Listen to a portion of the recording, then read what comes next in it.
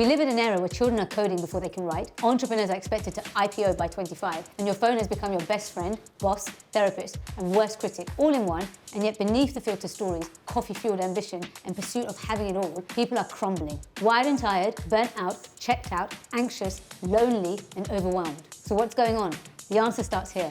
Dopamine. Dopamine is a neurotransmitter. It is a messenger molecule in the brain. It drives motivation, reward, attention, goal pursuit. It's what gets you out of bed in the morning and keeps you glued to your screen at 1:30 a.m. The problem? We're overdosing on dopamine spikes by starving for real satisfaction. Every ping, scroll, swipe, like, video results in a dopamine hit. And your brain?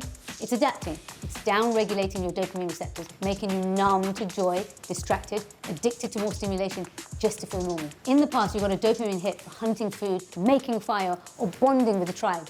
Now, you get hundreds of hits per hour with no effort. You're pulling the lever every 6 seconds. Instagram, email, TikTok, coffee. Your reward circuit is tired. Your brain isn't built for this. Here's the biology in plain English.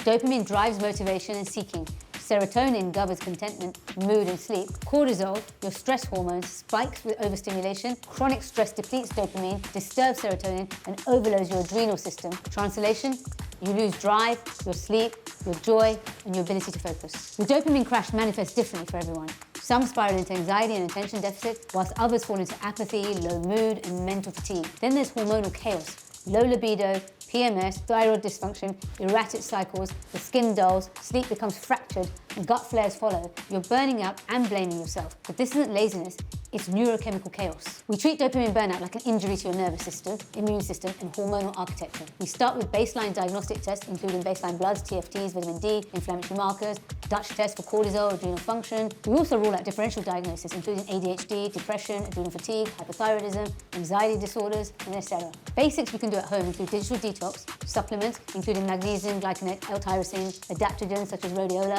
ashwagandha, which also support adrenal recovery, sleep rehab, and natural sunlight.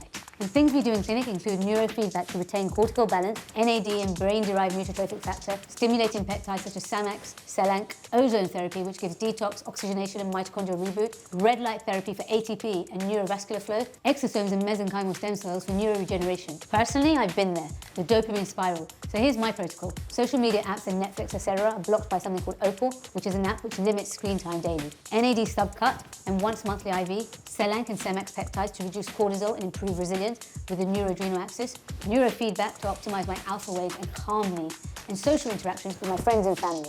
And I never multitask because every time you do, it's like slicing your prefrontal cortex with a butter knife. Remember, if you don't manage your dopamine, it will manage you, and not kindly.